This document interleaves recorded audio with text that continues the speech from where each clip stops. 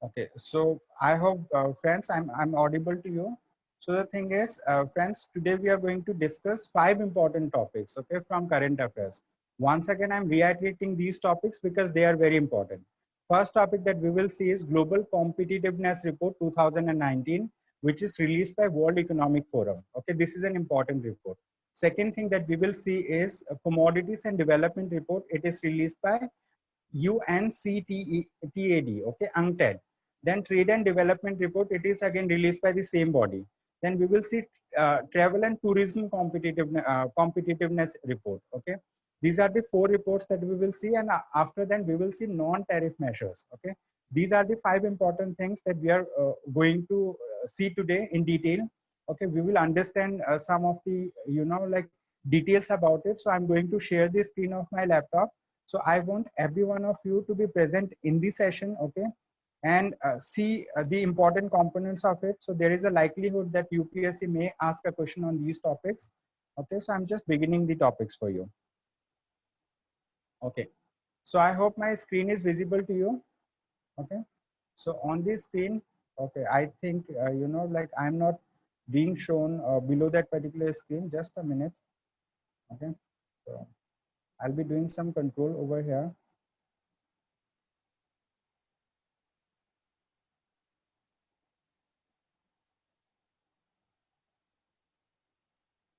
Just a minute, okay? So I'll be just beginning with the topics.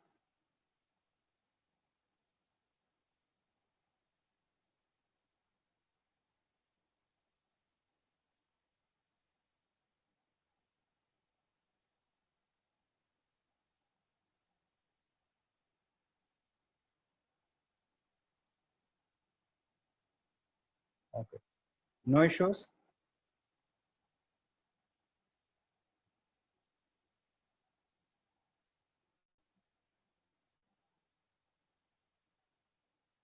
Okay, so let us start the topic now.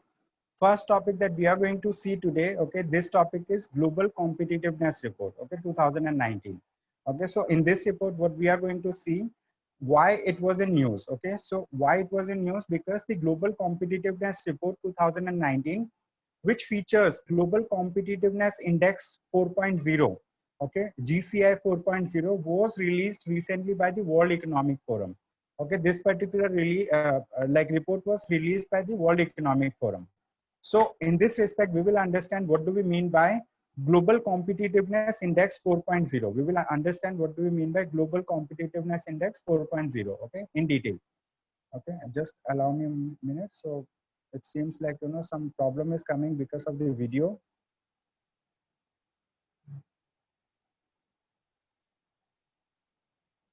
Okay, now, so we were discussing the first topic, which is Global Competitiveness Report 2019. Okay, why it was in news? Because the Global Competitiveness Report 2019, which features Global Competitiveness Index 4.0, was released by the World Economic Forum. So in this respect, it is important for us to understand that Global Competitiveness Report 2019 was released by World Economic Forum. Now let us look into the details of what do we mean by Global Competitiveness Index 4.0. Okay, Global Competitiveness Index 4.0. Since 2018, okay, GCI stands for Global Competitiveness Index. Okay, 4.0 methodology is used by the Global Competitiveness Report. Okay, this statement is important that since 2018, the GCI 4.0 methodology is used by the Global Competitiveness Report. The GCI 4.0 provides guidance on what matters for the long-term growth. Okay, what it provides guidance on what matters for the long-term growth. That is an important issue. Then the Global Competitiveness Index 4.0 framework is organized into 12 main drivers of productivity. Okay, how many drivers of productivity are there? There are 12 main drivers of productivity. These are also known as pillars. So there are 12 pillars of this particular report, which is further divided into 4 broad categories. Okay, it is further divided into 4 broad categories. So we will see what are those 12 pillars, and we will also look into the details of those 4 broad categories. Okay, so let us see key findings of this particular report first. We will look into the key findings first. Okay, so if we talk about ranking, So Singapore has overtaken the United States of America. Okay. So Singapore is the topmost country in the world when we talk about competitiveness, global competitiveness. Okay. So Singapore has overtaken the US to become the most competitive nation in the world. In South Asia, India ranks 68. Okay, India ranks 68, followed by Sri Lanka, which is at 84th place, followed by Bangladesh at 105th place, then Nepal, 108th place, and Pakistan, which is at 110th place. China's position remained unchanged from the last year's survey at 28. Okay, China's position has remained unchanged from the last year's position, which is 28. Okay, China is far ahead of India. Okay, India is ranked at 68th place, whereas China is ranked at 28th place. So India is 40 places behind China in global competitiveness report. And if we talk about globally, right, globally, the Singapore has topped this particular index. Okay, Singapore has topped globally. So in this context, we will understand about the 12 pillars of global competitiveness like index. And these 12 pillars are broadly divided into four important four classification. Okay, so what are those four classification of these the pillars of the global competitiveness index? Those classifications are: number one classification, if we talk about number one classification, is enabling environment. Okay, number second is human capital. Okay, number second is human capital. Number three is markets. Okay, number three is markets. And if we talk about number four, it is innovation ecosystem. Okay, number four is innovation ecosystem. So let us see these 12 pillars in details. Okay, so we will just learn about what are these 12 pillars. And so you can just remember that under Global Competitiveness Index 4.0, there are four broad categories. Those four broad categories are enabling environment, human capital, markets, innovation ecosystem. Okay, once again, enabling environment, human capital, markets, innovation ecosystem. So let us see these 12 pillars one by one. Under enabling environment, we have four pillars. Pillar number one is institutions. Okay, pillar number one is institutions. Pillar number two is infrastructure. Okay, pillar number two is infrastructure. Number three is ICT adaptation. Okay, ICT adaptation. Number four is macroeconomic stability. Okay, so these are the four pillars under enabling environment. What are those four pillars? Institutions, infrastructure, ICT adaptation, then macroeconomic stability. Now, if we talk about the second broad classification, which is human capital, under this we have two pillars. Pillar number 5, health, and pillar number 6, skills. Okay, pillar number 5, health, pillar number 6, skills.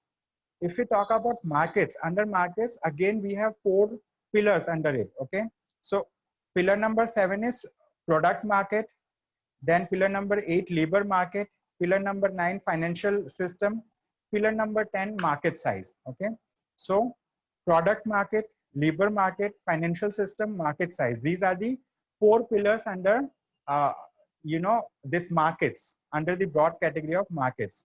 And if we talk about innovation ecosystem, under innovation ecosystem, we do have like two pillars. One is business dynamism, second is innovation capability. Okay, so these are the 12 pillars under this particular index, which is global competitiveness index or global competitiveness report. Okay, so this particular report comes up with global competitiveness index, and global competitiveness index has 12 pillars. Those 12 pillars can be divided into four broad categories. Those four broad categories are enabling environment, human capital, market, innovation ecosystem. And the 12 pillars are institutions, infrastructure, ICT adaptation, macroeconomic stability, health, skills, okay, product market, labor market, financial system, market size. Okay, then we have business dynamism and innovation capability. These are the 12 pillars. Now, if we talk about how India was ranked in these 12 different pillars, okay. So here, a comparison of India's ranking in 2018 and 2019 is given on the left side. The image that you can see, the infographic that you can see on the left side of the screen. So this talks about how India has performed like in 2018 and in 2019. So let us see. Okay. So overall ranking in Global Competitiveness Index. So this is India's ranking. In 2017, India's rank was 63. 2018, it was 58. So the thing is here, from 2017 and 2018, there has been an improvement. But from 2018 to 2019, India's rank has declined by 10 places. Okay. Earlier it was 58th place. Now it has gone down by 268th place. Okay. 10 places. So let us see how, ranking has evolved over the 12 pillars. Okay. In 2018, if we talk about institutions, under that, India was ranked at 47. In 2019, it is at 59th. Okay.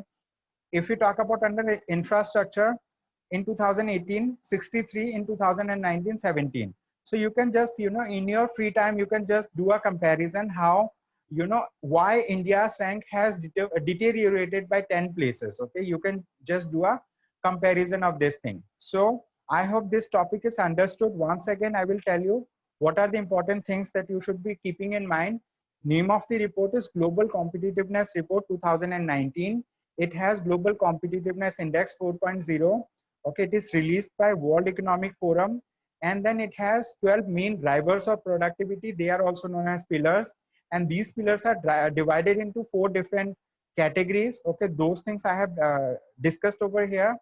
And the top performing country in the world is Singapore, and India's rank has gone down by 10 places from 2018 to 2019. Okay, and a comparison chart is also given related to India. Okay, so you can just do a revision to understand this particular topic in your free time. Now let us go to the next topic for the day, which is Commodities and Development Report. Okay, this is Commodities and Development Report. So we will understand about it. Okay, so what do we mean by Commodities and Development Report? Okay, so recently the UNCTAD, okay, it stands for United Nations Conference on Trade and Development. Okay, United Nations Conference on Trade and Development, UNCTAD, launched the Commodities and Development Report of 2019. Okay, UNCTAD has launched the Commodities and Development Report of 2019. The report analyzed, what it analyzed, interaction between commodities and climate change. It has analyzed interaction between commodities and climate change and their implications for the development of commodity dependent developing countries. Okay, so we need to understand in this respect, what do we mean by commodity dependent developing countries? We will understand it in later part of this thing. Okay, so it says that there is a two-way relationship between commodities and climate change. On the one hand, production, transportation, processing, and consumption of commodities are among the main sources of anthropogenic greenhouse gas emissions. Okay, GHG stands for greenhouse gas emissions. On the other hand, climate change is a key source of a range of risk affecting commodity sectors. In this regard, both rapid onset disasters such as extreme weather events and slow onset effects such as sea level rise pose risk to oil and natural gas supply chains, agricultural production, and mining operations. Okay, you can just give us a simple reading about it. Okay, so you will understand. So in this respect, like if we talk about this particular report, what do we need to understand? We need to remember the name of the report, which is Commodities and Development Report 2019. It is released by United Nations Conference on Trade and Development. This is an important thing. Then it talks about commodities dependent developing countries. Okay, so in this respect, it is important for us to understand what is UNCTAD, or United Nations Conference on Trade and Development, and what are commodities dependent developing countries. These two are important aspects of this report. Okay, so let us understand what is UNCTAD. Okay, so UNCTAD stands for United Nations Conference on Trade and Development. It is a permanent intergovernmental body. Okay, what kind of body it is? It is a permanent intergovernmental body. Okay, it is a permanent intergovernmental body established by the United Nations General Assembly in 1964. Okay, so this keyword is very important here to remember, that it is a permanent intergovernmental body. What do we mean by this? The members of this body are only sovereign governments. They are governments. Private parties are not members of UNCTAD. Okay, only governments are members of the United Nations Conference on Trade and Development. This is one important thing that all of us needs to understand. Then it is part of the United Nations Secretariat and the principal body dealing with trade, finance, investment, and developmental issues. Okay, so this is the thing. It is part of the United Nations Secretariat and is the principal body dealing with trade, finance, investment, and developmental issues. Now let us understand what do we mean by commodities dependent developing countries. CDDC, okay? CDDC stands for commodity dependent developing countries. So we will understand what do we mean by commodity dependent developing countries, okay? It simply means those developing countries, those countries that are developing now, but like these countries are basically, these countries are dependent on commodities. Like, you know, they are dependent more on commodities rather than on services. Like if we talk about, you know, a country which is just developing, so it will be dependent on agriculture production, it may be dependent on mining, it may be dependent on some other areas, okay, like forestry, minerals, ores, metals, fossil fuel based energy.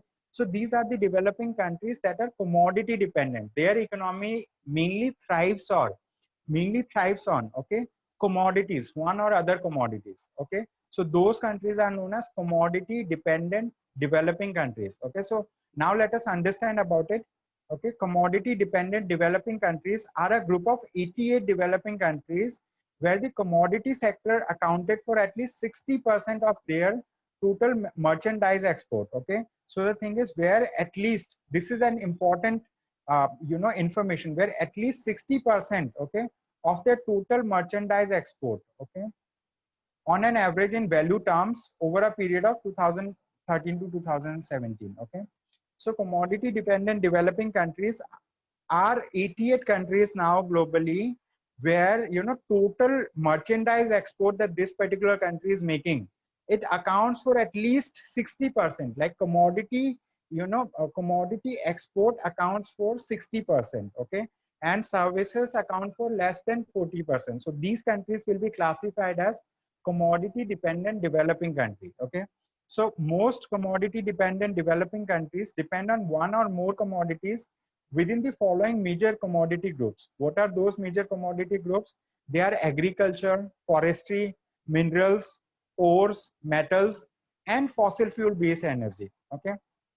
So although India is not a commodity dependent developing country, in 2018 to 19, share of commodities accounted for about 46% of India's total export, okay. So the thing is, India is not a commodity dependent developing country. Why? Because total export of India does not account more than 60% on commodities, okay. So it exports services as well, okay. So overall share of services that India is you know, exporting is more as compared to like in value terms, we are talking about in value terms. So overall value of services exported you know, from India or by India accounts for more than 50%. That is the thing. So here in 2018 and 19, the you know, total export that India made, okay, out of that 46% of the export accounted for commodities, okay. So it is very near to the classification of commodity dependent developing country, okay. So this is important. So what we learned from this report, like name of the report is Commodities and Development Report 2019. It is released by United Nations Conference on Trade and Development. And the thing is, what is United Nations Conference on Trade and Development? It is a permanent intergovernmental body established by the United Nations General Assembly in 1964. Then it is a part of the United Nations Secretariat and the principal body dealing with trade, finance, investment, and developmental issue, okay. Now, if we talk about commodities dependent developing countries, these are those countries where their total merchandise export over a period, okay, over a period is more than 60%, okay. Uh, so total, the composition of the total export that this particular country is making, 60% of that is accounted by the commodities. So they are commodity dependent developing country. India is not a commodity dependent developing country because India's merchandise export in terms of commodities is less than 60%. That's why India is not a commodity dependent developing country. So I hope it was understood. Now let us move to the next topic, okay. Next topic is trade and development report. We will understand trade and development report. Okay. So why it was in news? Because recently United Nations Conference on Trade and United Nations Conference on Trade and Development released trade and development report. Again, this particular report has been launched by UNCTAD. So we have learned about this body. This body was an permanent intergovernmental body which was established by United Nations General Assembly in 1964. Okay, and it mainly deals on trade and development matters. Okay, so this is the thing. So it is important for you to understand what is United Nations Conference on Trade and Development. Now let us learn about the report. Okay, let us understand about the report. The report sets out a series of measures and reforms that would give the lead in financing a global Green New Deal. Okay, so this keyword is very important. We need to understand what do we mean by global Green New Deal. Okay, to the public sector and calls on the international community to find the political will to advance such an agenda. Okay, so the thing is, the report sets out a series of measures and reforms that would give the lead in financing a global Green New Deal to the public sector and calls on the international community, okay, to find the political will to advance such an agenda. So now we need to understand what is global Green New Deal. Basically, see, like majority of the country that are developing, like some of the country have already developed, some of the countries are developing. So when a country is at the stage of developing, okay, when a country is developing country, what happens, like, you know, it uses some kind of technologies to advance its economic progress in such a manner that those technologies may cause harm to the environment. Okay, the technologies that are being used by countries for developing their economy, those technologies may cause, you know, harm to the environment. They may release greenhouse gases, they may release pollutants in the atmosphere, and as you know that the atmosphere is a global common. It simply means if you are polluting the atmosphere at one place, it has repercussions, right? It has effects globally, means like it is not a local phenomena. You may be causing pollution locally, but the thing is its effect is, you know, its effect is experienced around the globe. So atmosphere is a global common. Okay, atmosphere is a global common.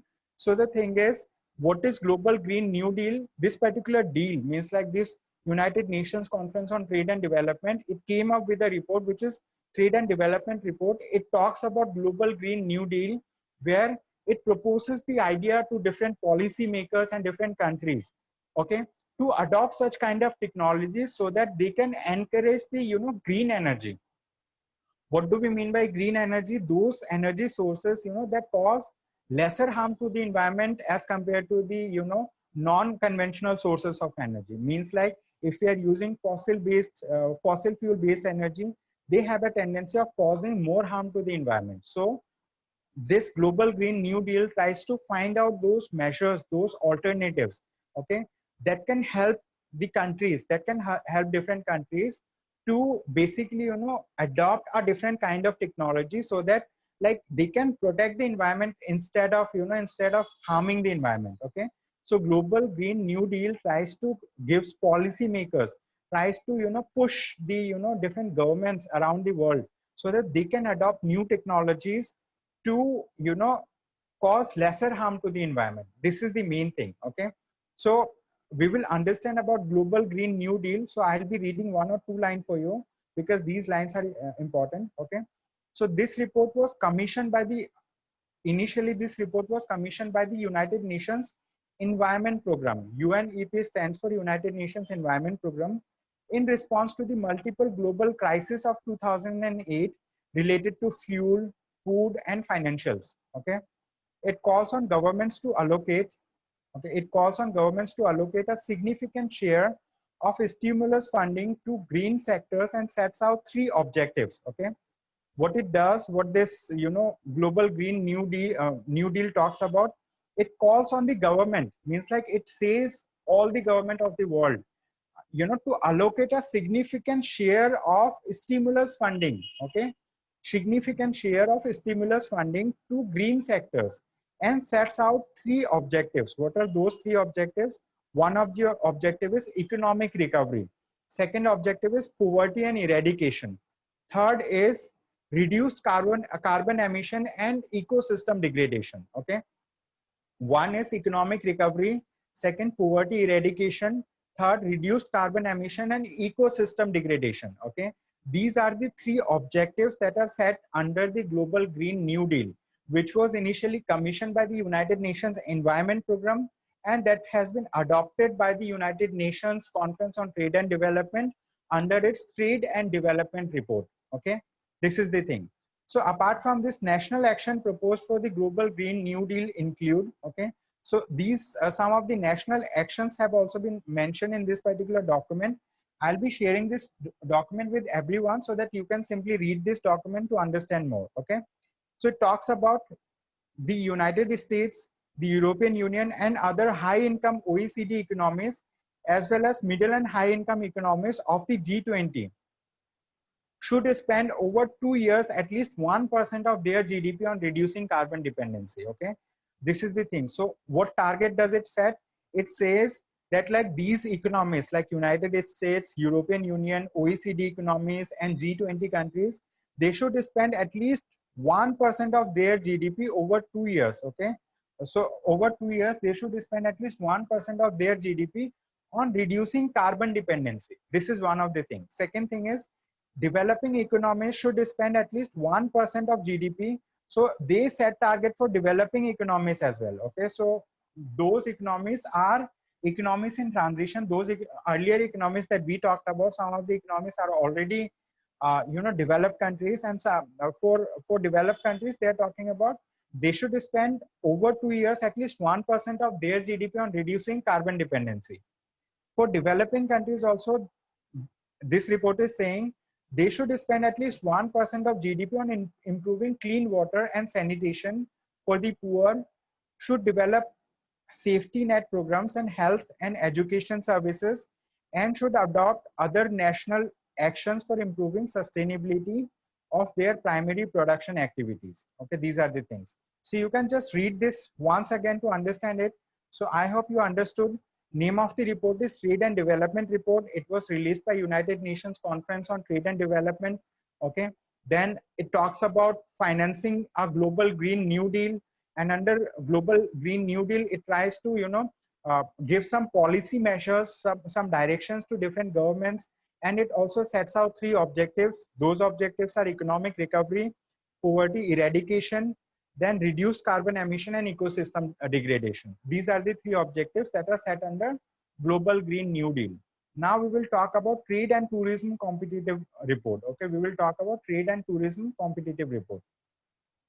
This is the 4th report that we are going to talk today. Okay, and hardly like we have less than 10 minutes to discuss this topic, and after then we will take at like half an hour or 15 minutes break, or I'll be directly sharing the 5th topic also. We will limit our discussion to this half an hour itself.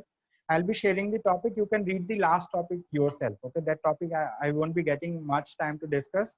So I'm discussing the 4th topic with you now. 5th topic will be part of the document. You can just go through the document to understand. If you don't understand anything, you can just ask me. I'll be covering that topic tomorrow. Okay, so now let us talk about Trade and Tourism Competitive Report. Okay, Trade and Tourism Competitive Report. Why it was in news? Because the World Economic Forum recently released the biennial travel and tourism competitive report. Okay, biennial means like it releases this report once every 2 years. Okay, once every 2 years. Okay, so it is released by World Economic Forum. Name of the report is Travel and Tourism Competitive Report. Okay, and it is subtitled as Travel and Tourism at a Tipping Point. Okay, this is the subtitle of this report. It is also important. Okay, if possible, you can learn this thing also, Travel and Tourism at a Tipping Point. I have highlighted this for your understanding. So let us learn about this study. Okay, about this study which is conducted by the World Economic Forum to come up with this particular report, Travel and Tourism Competitive Report. Okay, this study scores 140 countries. How many countries does it score? It scores 140 countries. Okay, on 4 indicators. It has 4 different indicators. How many indicators does it have? It has 4 indicators. So we will talk about those 4 indicators one by one. Number 1 is enabling environment. Number 2 is travel and tourism policy and enabling conditions. Number 3 is infrastructure. Number 4 is national and cultural ranking. Okay, number 4 is national and cultural ranking. So once again, what are the 4 indicators under the travel and tourism competitive report? One of them is enabling environment. Second is travel and tourism policy and enabling condition. Third is infrastructure. Fourth is natural and cultural ranking. The four broad indicators looked at 14 variables, which are further subdivided into 90 indicators such as poverty rates, efficiency of the legal framework, quality of electricity supply, female labor force participation, visa requirements, and the number of World Heritage cultural sites, etc. Okay, so this is important. Okay, so now let us talk about India's performance in this particular report. Okay, we will talk about India's performance in this report. Okay, just a minute. If you talk about India's performance, India is ranked at 34th place. Okay, India is ranked at 34th place, up 6 places from 2017. It has made the greatest improvement since 2017 among the top 25% of the countries that were previously ranked. So the thing is, you know, India has made greatest improvement. Okay, among the top 25 countries that were previously ranked. Okay, this is one significant improvement for India. India's highest improvement was in enabling environment indicator. Okay, so India's highest improvement was in enabling environment indicator by 10 places to 98. The least improvement is in infrastructure as well as in natural and cultural rankings by just 3 places each. But India's rank was already high in the later. Okay, so the thing is, so you can see this particular graph over here, this graph, it talks about how India compares with the best scores in brackets. Okay, so here, you know, on one of the thing here, they have talked about basics like, you know, enabling environment, trade and tourism policy and enabling conditions, infrastructure, cultural and natural and cultural ranking. Then it talks about overall ranking also. And rank in 2019, rank 1 in 2019, rank in 2019.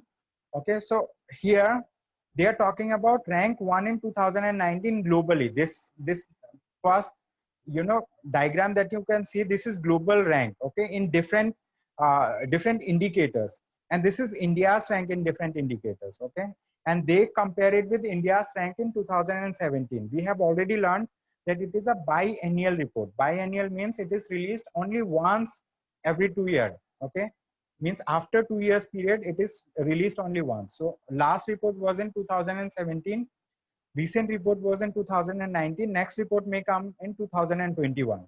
Okay, so if we talk about global ranking, okay, in enabling environment, Switzerland ranks number one, okay, with 6.2 score. And trade and tourism policy and enabling condition, New Zealand ranks number 1. In infrastructure thing, United States ranked 1. Natural and cultural rankings, China ranks number 1. Okay, and if we talk about overall ranking in all the, you know, all the above criteria, all the above 4 criteria, then Spain ranks 1. If we talk about India, okay, so in enabling environment, India ranks at 98. Okay, in trade and tourism policy and enabling condition, India ranks at 69. Infrastructure, India's rank is 55th. Natural and cultural ranking, India's rank is 9. Okay, India's overall rank is 34th. And similarly, you can compare India's ranking in previous year, India's ranking in 2017. Okay, you can just go through it. Okay, so under enabling environment, it was ranked at 108th.